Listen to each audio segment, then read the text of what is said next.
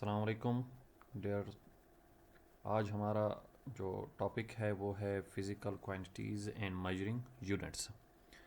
ये टॉपिक जो है एप्टीट्यूड टेस्ट के हवाले से काफ़ी इम्पोर्टेंस रखता है, क्योंकि मुख्तलिफ़ जो यूनिट्स हमारे पास हैं उनकी कन्वर्जन किस तरीके से होती है और कौन से यूनिट किस फ़िज़िकल क्वांटिटीज़ की मेजरमेंट में इस्तेमाल होते हैं, तो उसके बारे में हम कुछ एमसीक्यूज़ को सॉल्व करेंगे।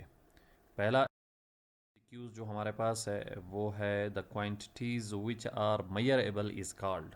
मतलब ऐसी क्वांटिटीज़ जिसको हम मैयर्स कर सकते हैं तो उनको क्या कहा जाता है। यानी कि फ़र्स्ट ऑप्शन जो हमारे पास है वो एनालिटिकल क्वांटिटी है, सेकंड ऑप्शन है फिज़िकल क्वांटिटी है, और थर्ड ऑप्शन है बोथ ए एंड बी, यानी कि एनालिटिकल और फिज़िकल जो है वो दोनों होंगी, और जो फोर्थ ऑप्शन है वो है केमिकल क्वांटिटी। तो कौन सी ऐसी क्वांटिटीज़ हैं जिनकी मेजरमेंट हम कर सकते हैं। तो यहाँ पर जो इसका ठीक ऑप्शन हमारे पास है वो है फ़िज़िकल क्वांटिटी। यानी कि फ़िज़िकल क्वांटिटीज़ जो होती हैं जिसको हम उर्दू में तिब्बी मिकदारें भी कहते हैं, तो ये वो क्वांटिटीज़ हैं जिनको मैयर किया जा सकता है। अब फ़िज़िकल क्वांटिटीज़ कौन कौन सी होती हैं। बेसिकली इसकी थ्री टाइप्स होती हैं। एक हमारे पास बेसिक फ़िज़िकल क्वांटिटीज़ होती हैं, ड्राइव्ड फ़िज़िकल क्वांटिटीज़ होती हैं, और सप्लीमेंट्री फ़िज़िकल क्वांटिटीज़ होती हैं। तो जो बेसिक फ़िज़िकल क्वांटिटीज़ हैं वो ये हैं जिनको हम मेजर कर सकते हैं, जिसमें से एक लेंथ है, मास है, टाइम है, इलेक्ट्रिक करंट है, टम्परेचर है, अमाउंट ऑफ मैटर है, इंटेंसिटी ऑफ लाइट है, या ल्यूमिनस इंटेंसिटी है। तो ये 7 बेसिक फ़िज़िकल क्वांटिटीज़ हैं। तो ये आपने जहन में रखना है। ये क्वेश्चंस पूछा जा सकता है कि हमारे पास टोटल कितनी बेसिक फ़िज़िकल क्वांटिटीज़ हैं। तो 7 है, 7 से ज़्यादा नहीं है हमारे पास जो बेसिक फ़िज़िकल क्वांटिटीज़ है। और यही बेसिक फ़िज़िकल क्वांटिटीज़ आपस में मिलकर ड्राइव्ड जो फ़िज़िकल क्वांटिटीज़ हैं उसको जनरेट करती हैं। तो किसी भी ड्राइव्ड जो क्वांटिटी होगी उसके अंदर इन 7 में से कोई से 2 लाजमन मौजूद होंगे। 2 से ज़्यादा भी हो सकते हैं, 3 भी हो सकती हैं, 4 भी हो सकती हैं, लेकिन होंगी इन्हीं में से ही, तो उनको हम ड्राइव्ड कहते हैं, जो कि आपके पास यहाँ पे आपको नज़र आ भी जाएंगी।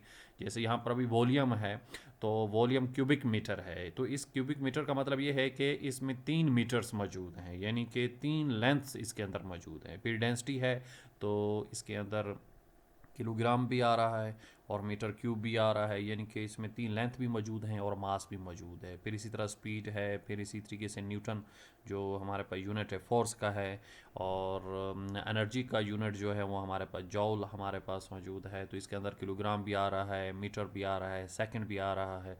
फिर इसी तरीके से प्रेशर का यूनिट पास्कल है। तो ये इनके सिंबल दिए हुए हैं यूनिट्स के कि इनके कौन कौन से यूनिट्स हैं। ये ड्राइव क्वांटिटीज़ हैं, क्योंकि ये एक से ज़्यादा बेसिक फ़िज़िकल क्वांटिटीज़ से मिलके बनी हुई हैं। तो इनको हम फ़िज़िकल क्वांटिटीज़ कहते हैं, यानी कि तिब्बी मिकदारें कहते हैं उर्दू में। तो ये हमारे पास वो क्वांटिटीज़ हैं जिनको हम मैयर कर सकते हैं। तो हमारे पास इसका जो ठीक ऑप्शन आपके पास है इस एमसीक्यूज़ का, तो वो हमारे पास आता है इसका फ़िज़िकल क्वांटिटीज़ आपके पास जो है। तो ये फ़िज़िकल क्वांटिटी जो है हमारे पास एक लिहाज से इसका ठीक ऑप्शन हमारे पास है। ये फर्स्ट एमसीक्यूज़ है जिसका ये हमारे पास क्या होगा, ऑप्शन हमारे पास होगा। तो नेक्स्ट एमसीक्यूज़ की तरफ चलते हैं। नेक्स्ट एमसीक्यूज़ है the mass is मेयर्ड by the units. यानी कि जो हमारे पास मास है, जो क्वांटिटी होती है किसी भी चीज़ की जो हम लेते हैं, फॉर एग्ज़ाम्पल हम फ्रूट्स लेते हैं, या हम वेजिटेबल्स लेते हैं, या हम कोई क्रॉप्स वगैरह फसल वगैरह हो, चावल हो या गंदम वगैरह हो, अगर वो हम लेते हैं तो उसके लिए कौन सा यूनिट हम इस्तेमाल करेंगे। तो हमारे पास जो ऑप्शन है वो है मीटर। क्या हम आपके पास जो क्वांटिटीज़ लेते हैं वो मीटर में लेते हैं, सेकंड्स में लेते हैं, अम्पेयर्स में लेते हैं, या किलो ग्राम में लेते हैं। तो इसका ठीक ऑप्शन बहुत ही सिंपल है, वो हमारे पास क्या है, किलो ग्राम है। तो ये बेसिक क्वांटिटीज़ के अंदर भी मौजूद था मास, और उसका यूनिट्स जो था वो हमारे पास क्या था, किलो ग्राम जो है वो हमारे पास मौजूद था। तो इसका जो ठीक ऑप्शन होगा वो हमारे पास क्या है, किलो ग्राम। ये हमारे पास इसका ठीक ऑप्शन हमारे पास है। तो नेक्स्ट एमसीक्यूज़ की तरफ हम चलते हैं। नेक्स्ट एमसीक्यूज़ है the length of any object determined bye. यानी कि किसी भी ऑब्जेक्ट की जो लेंथ होती है वो हम कैसे मालूम कर सकते हैं। यानी कि लेंथ को मालूम करने के लिए कौन सा अपरेटस यूज़ किया जा सकता है। अब यहाँ पर अपरेटस दिया हुआ है physical balance, graduated cylinder, metre rod, all of them. क्या इन सब के ज़रिए से हम किसी भी ऑब्जेक्ट की लेंथ को मालूम कर सकते हैं? अच्छा, ये जो लेंथ हमारे पास है इसमें बहुत सारी चीज़ें आ सकती हैं। मतलब लेंथ की जगह पर इसमें डिस्टेंस भी लिखा जा सकता है, यानी कि distance of any object determined bye. तब भी मतलब इस एमसीक्यूज़ का जो मीनिंग होगा या आपके पास इसकी जो आपके पास वैल्यू होगी वो यही होगी जो इस वक्त मौजूद है। यानी कि the distance of any object हो, या लेंथ ऑफ एनी ऑब्जेक्ट हो, या रेडियस ऑफ एनी ऑब्जेक्ट हो। रेडियस उस वक्त यूज़ करते हैं जब कोई सर्कल होगा, किसी सर्कल का रेडियस मालूम करना हो, सेंटर से लेकर उसके किनारे तक का डिस्टेंस मालूम करना हो, तो तब भी आपके पास जो है इसी यही ऑप्शन इसमें आएंगे। यानी कि रेडियस हो गया, या डिस्टेंस हमारे पास हो गया, और डायमीटर्स हमारे पास हो गया। तो तब भी आपके पास ये सारा कुछ लेंथ के ही क्राइटेरिया में आता है, यानी कि इन सब के यूनिट्स भी सेम हमारे पास होंगे, और जो इनको मालूम करने के लिए यूनिट इस्तेमाल होंगे वो भी सेम होंगे, ऑपरेटर्स भी सेम होंगे। किन के लिए? लेंथ के लिए, डिस्टेंस के लिए, डायमीटर के लिए, और इसी तरीके से रेडियस के लिए, डिस्प्लेसमेंट के लिए। इन सब का आपके पास जो यूनिट्स हमारे पास होगा वो सेम होगा, सब के लिए मीटर भी सेम यूज़ होगा। तो यहाँ पर फिज़िकल बैलेंस है। फिज़िकल बैलेंस जो हमारे पास है, अगर आप देखें तो ये एक फ़िज़िकल बैलेंस है, जो इनके तराजू आपके पास है, और ये हमारे पास ग्रेजुएटेड सिलेंडर आपके पास है, और ये मीटर रॉड हमारे पास है। यानी कि ये तीन चीज़ें आपको नज़र आ रही हैं, और इन तीनों का नाम लिखे हुए हैं। तो फिज़िकल जो बैलेंस है वो ये है। तो इससे हम लेंथ तो मालूम नहीं कर सकते हैं, तो इससे तो मास मालूम किया जाता है, क्वांटिटी मालूम की जाती है। जो ग्रेजुएटेड सिलेंडर है वो ये है, इसमें हम वॉल्यूम फाइंड करते हैं। यानी कि जो चीज़ हम लीटर में लेते हैं या मिली लीटर में लेते हैं वो हम इसमें लेते हैं, या डेसीमीटर में लेते हैं तो वो चीज़ इसमें आती है। जैसे दूध है हम लीटर में लेते हैं, तो आपके पास, या पेट्रोल है वो लीटर में लिया जाता है, तो उसके लिए ये वाला अपरेटस इस्तेमाल करते हैं। इस अपरेटस को हम क्या कहते हैं? ग्रेजुएटेड सिलेंडर कहते हैं, और ये मीटर रॉड है। तो सिंपल आपके पास इसका ऑप्शन यही ठीक है, मीटर रॉड। यानी कि length of any object determined by metre rod, यानी कि हम उसको मीटर रॉड के ज़रिए से ही मालूम कर सकते हैं। तो ये इसका ठीक आपके पास क्या होगा? ऑप्शन जो है वो हमारे पास मौजूद है। तो नेक्स्ट एमसीक्यूज़ की तरफ चलते हैं।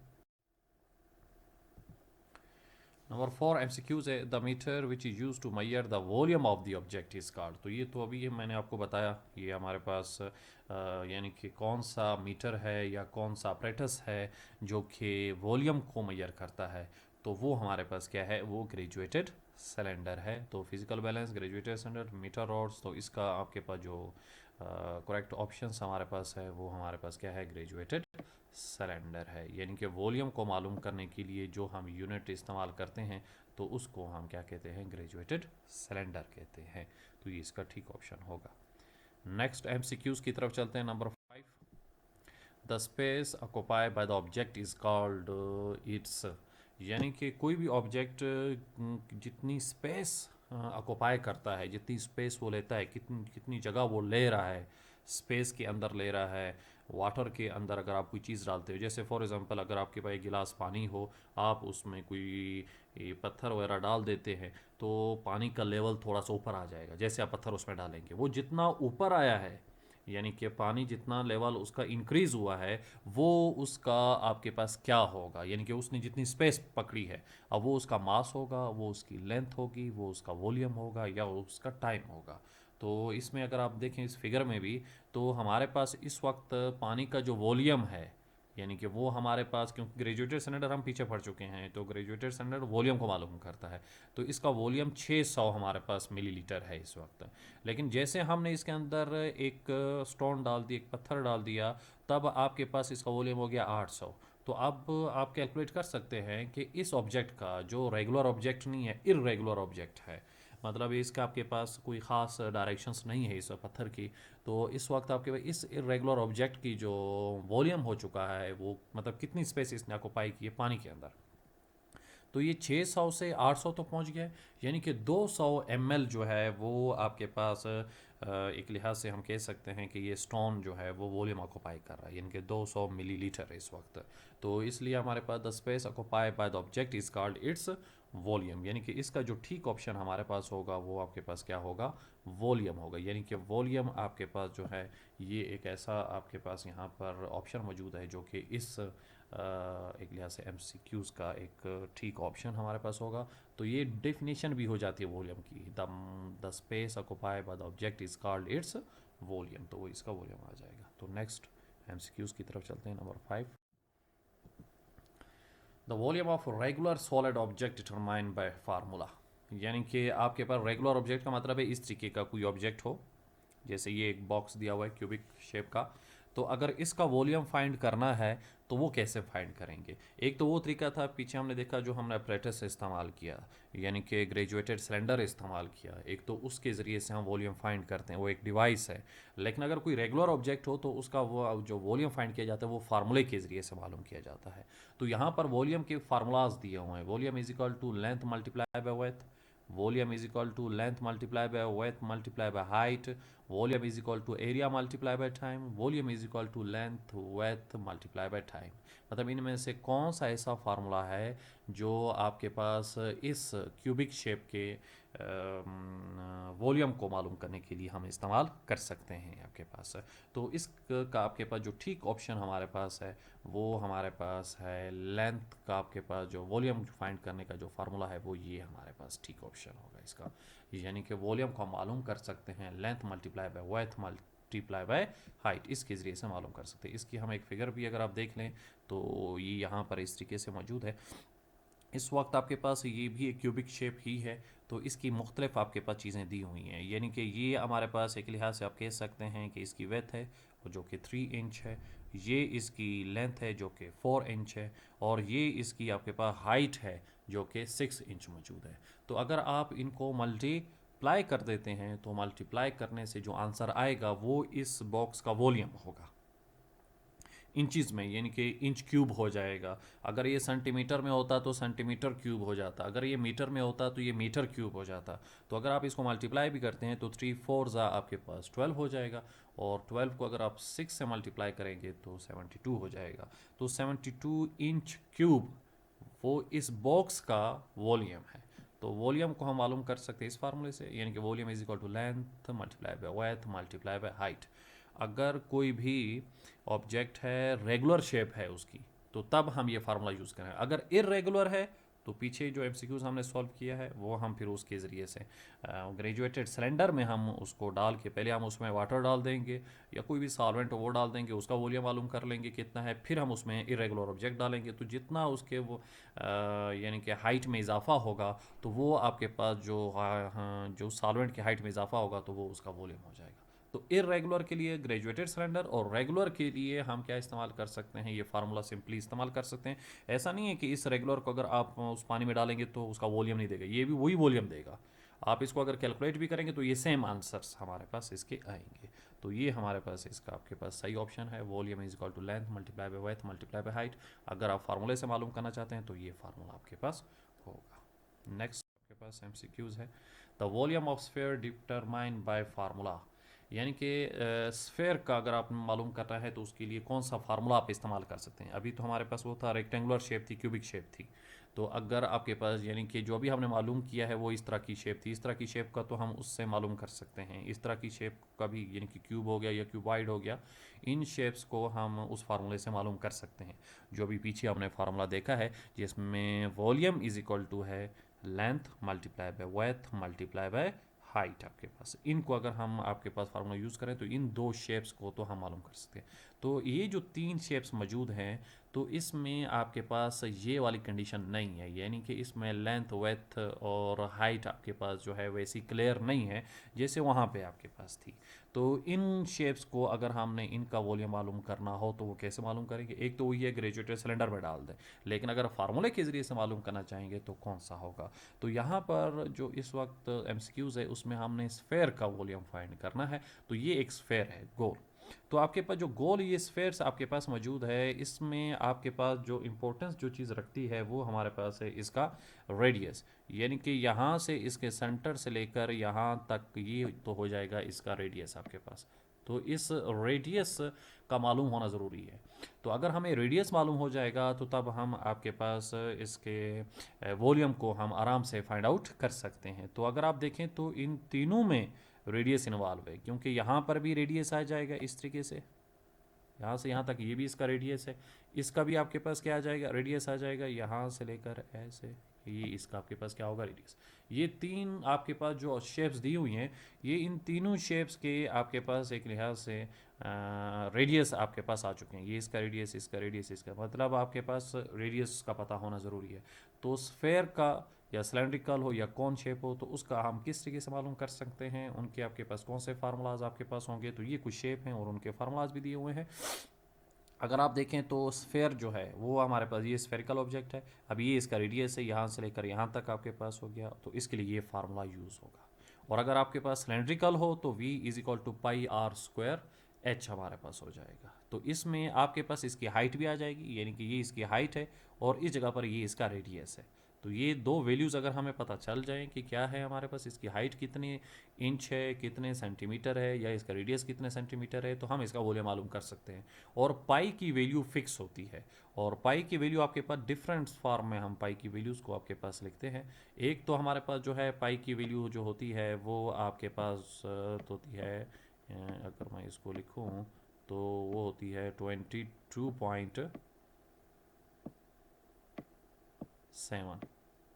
एक तो पाई की ये वैल्यू हमारे पास है, और दूसरी जो पाई की आपके पास जो वैल्यू हमारे पास होती है तो वो कुछ आपके पास यूँ होती है, यानी कि 3.14 ये पाई की वैल्यू है।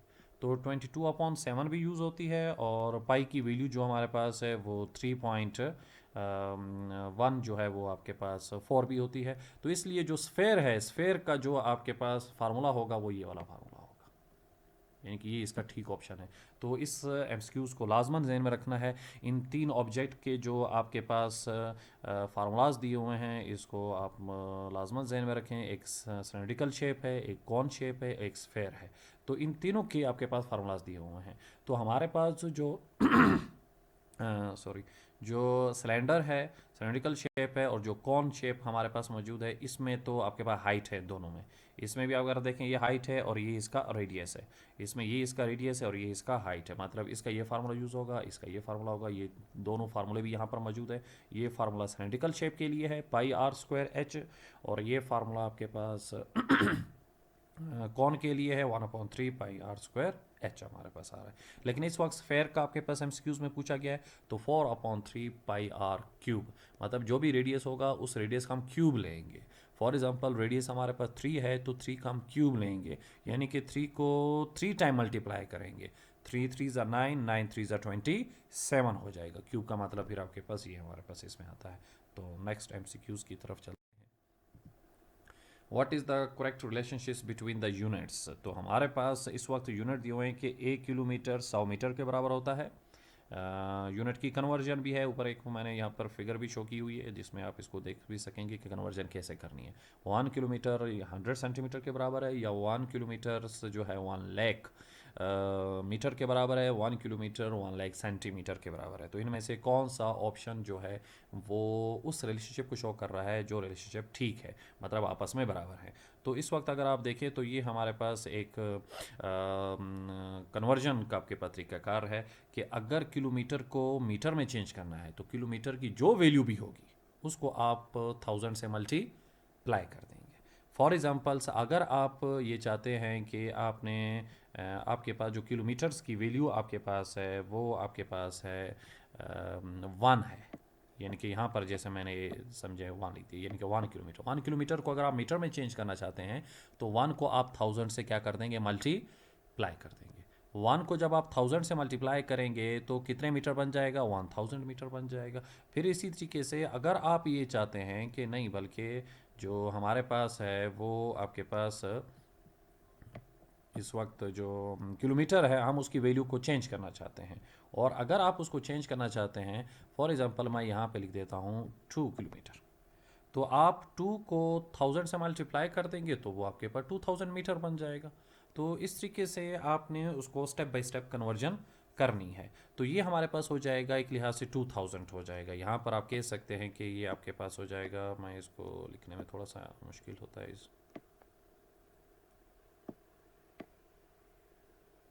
ये 2000 हमारे पास जो है एक लिहाज से मीटर हो चुका है, यानी कि 2 किलोमीटर 2000 मीटर्स के बराबर है, और 1 किलोमीटर 1000 के आपके पास क्या था, इक्वल आपके पास मौजूद था। तो इस तरीके से हम इनकी आपके पास जो है वो कन्वर्जन जो है वो कर सकते हैं। तो आपके पास जो हमारे पास यहाँ पर ऑप्शन इस वक्त आपके पास पूछे गए हैं, तो वो ऑप्शन क्या है, इवन 1 किलोमीटर 100 मीटर के बराबर है, ये तो नहीं बराबर हो सकता, क्योंकि 1 किलोमीटर को अगर हम मल्टीप्लाई करें तो इसके बराबर हो जाता है। और जो 1 किलोमीटर है वो क्या 100 सेंटीमीटर के बराबर हो सकता है, तो सेंटीमीटर्स तो यहाँ पे मौजूद है, तो ये तो दो चीज़ों को मल्टीप्लाई करना पड़ेगा इसको भी, यानी कि इधर 1 होगा, 1 को 1000 से भी मल्टीप्लाई करेंगे, 100 से भी मल्टीप्लाई करेंगे, तो तब सेंटीमीटर में आएगा। तो आपके पास जब ये नहीं कि ये आप इसी तरह स्टेप बाई स्टेप सबको मल्टीप्लाई करते जाएंगे, 1000 है, 100 है, 10 है, इस तरीके से आप आगे चलते जाएंगे। तो इसी तरीके से अब ये है कि 1 किलोमीटर क्या आपके पास 1 लाख मीटर के बराबर नहीं, वो तो नहीं, वो सिर्फ 1000 है, 1000 इधर ऑप्शन होता तो वो ठीक था। अब यहाँ पर आ जाते हैं, तो जो डी ऑप्शन है 1 kilometre is equal to 1 lakh centimetre, तो हम इसके बारे में सोच सकते हैं, क्योंकि 1000 को जब आप 100 से मल्टीप्लाई करेंगे तो 3 जीरो इसके हैं, 2 जीरो इसके हैं, तो ये कितने जीरो हो जाएंगे, 5 जीरो, 1 1 ज़ा 1, यानी कि 1 के साथ 5 जीरो आ जाए तो 1 किलोमीटर इतने ही आपके पास सेंटीमीटर के बराबर होगा। मतलब इनको आपने मल्टीप्लाई करना है तो इधर लिखना है, लेकिन अगर आप इसको रिवर्स में करना चाहते हैं तो फिर डिवाइड करेंगे, फिर इसको डिवाइड करेंगे। तो इस वक्त इस एमसीक्यूज़ का तो जो ठीक ऑप्शन हमारे पास है वो तो ये है कि ये रिलेशनशिप ठीक है कि 1 किलोमीटर जो है वो 1 लाख सेंटीमीटर के बराबर आपके पास होता है। तो ये ऑप्शन इस एमसीक्यूज़ का ठीक ऑप्शन हमारे पास होगा। लेकिन अगर आप इसको रिवर्स करना चाहें तो आप इसको डिवाइड कर देंगे, यानी कि आप ये चाहते हैं कि 1 मीटर कितने किलोमीटर के बराबर है, तो आपने इसको इस वैल्यू को 1000 को डिवाइड करना है जो यहाँ पे वैल्यू मौजूद होगी, यानी कि अगर इधर 1 है आप चाहते हैं कि 1 कितने किलोमीटर के बराबर है, तो 1 को 1000 से डिवाइड करें, वो किलोमीटर के बराबर होगा, और 1 को 1000 पर अगर आप डिवाइड करेंगे तो वैल्यू बहुत छोटी हो जाएगी, और जो वैल्यू हमारे पास आएगी तो वो कुछ 0.0 या 1 आपके पास, खाली यहाँ पे 1 लिख देते हैं, यस, यानी कि 0.001 आपके पास हो जाएगा। अगर आप ये चाहते हैं कि जो 1 हमारे पास है 1 को हम कन्वर्ट कर दें किस में, किलोमीटर में, यानी कि 1 मीटर को किलोमीटर में कन्वर्ट करते हैं तो 0.001 आपके पास जो है वो किसके बराबर हो जाएगा, ये किलोमीटर के बराबर हो जाएगा। तो इसमें आपको समझ आ जाना चाहिए कि अगर आप यहाँ से इस डायरेक्शन में जाते हैं मीटर से किलोमीटर में, या सेंटीमीटर से किलोमीटर में जाते हैं, तो जो वैल्यूज़ आपको नीचे नज़र आ रही है आपने उनके साथ उसको क्या कर देना है, डिवाइड कर देना है। तो नेक्स्ट आपके पास एमसीक्यूज़ की तरफ चलते हैं, वो भी कुछ ये नीचे भी अभी आपके पास आ चुका है रिलेशन। 1 किलोमीटर किसके बराबर है, 1 किलोमीटर कितने सेंटीमीटर के बराबर है, या 1 किलोमीटर कितने मिलीमीटर के बराबर है। तो what is the incorrect relationship between the units of times के यूनिट्स के दरमियान इनकरेक्ट रिलेशनशिप कौन सी है, मतलब ऐसी रिलेशनशिप बतानी है। देखें इस तरह के एमसीक्यूज आ सकता है कि आपसे ज़रूरी नहीं है करेक्ट रिलेशनशिप पूछी जाए, इनकरेक्ट भी पूछी जा सकती है। इनकरेक्ट का मतलब यहाँ पे ये है कि यहाँ पर एक इनकरेक्ट होगी, बाकी करेक्ट होंगे। तो इस वक्त 1 आवर्स को मिनट्स में चेंज करें तो 1 घंटे में 60 होते हैं, तो ये तो ठीक ऑप्शन है। और इसी तरीके से अगर आवर्स को सेकंड में चेंज करते हैं तो इन दोनों को आपस में क्या करना पड़ेगा, मल्टीप्लाई। तो 2 जीरो हैं तो 2 जीरो आ जाएंगे, 6 से मल्टीप्लाई हो जाएगा तो 36 है, यानी कि 36 के साथ 2 जीरो आ जाएंगे। तो हमारे पास 1 आवर्स कितने सेकंड के बराबर हो जाएगा, 1 आवर 3600 सेकंड के बराबर हो जाएगा। तो ये इसका ठीक ऑप्शन होगा, और ये भी ठीक है, ऊपर वाला भी ठीक है। यहाँ पर लिखा हुआ है कि 1 आवर 60 सेकंड के बराबर है, नहीं 60 के तो नहीं हो सकता, क्योंकि 1 आवर इधर है, सेकंड इधर है, बीच में 260 आ रहे हैं, ये 260 मल्टीप्लाई होंगे तो इसके बराबर होंगे। इसका मतलब है ये वाला जो ऑप्शन है वो इस वक्त इनकरेक्ट ऑप्शन है, और हमसे पूछा भी इनकरेक्ट ऑप्शन किया है, तो इनकरेक्ट ऑप्शन इस वक्त ये सी हमारे पास मौजूद होगा इसका। तो नेक्स्ट एमसीक्यूज़ की तरफ चलते हैं, जो कि हमारे पास इस वीडियो का लास्ट एमसीक्यूज़ है। The quantity of matter present in the body is called, यानी कि एज डेफिनेशन आ चुकी है कि अगर मतलब कोई भी एक बॉडी हो, उसकी जितनी क्वांटिटी होती है उसके अंदर जितना मादा मौजूद होता है, जितना मैटर मौजूद होता है, तो उसको हम क्या कहते हैं। मैटर की डेफिनेशन भी हमें आनी चाहिए। Any object which occupy space and have mass या have weight is called matter, उसको हम मैटर कहते हैं। तो ऐसी आपके पास चीज़ जो स्पेस भी ऑक्यूपाई कर रही हो, मतलब जिसका वॉल्यूम भी हो, जिसका मास भी हो, तो उसको हम मैटर कहते हैं। तो सवाल अभी ये है यहाँ पर एमसीक्यूज़ में कि बॉडी के अंदर जितना मैटर मौजूद होता है उसको हम क्या कहते हैं, जो क्वांटिटी उसके अंदर मौजूद होती है तो उसको क्या कहा जाता है। तो ये इस वक्त अगर आप देखें तो ये आपके पास एग जो है एज आ बॉडी है, एज आ ऑब्जेक्ट है। अब ये आपके पास इसको हमने एक बैलेंस पे रखा हुआ है जिसको हम फिजिकल बैलेंस कह सकते हैं। तो ये कितनी अमाउंट बता रहा है इसकी, ये बता रहा है 500 आपके पास, और जी अंदर लिखा हुआ है ग्राम।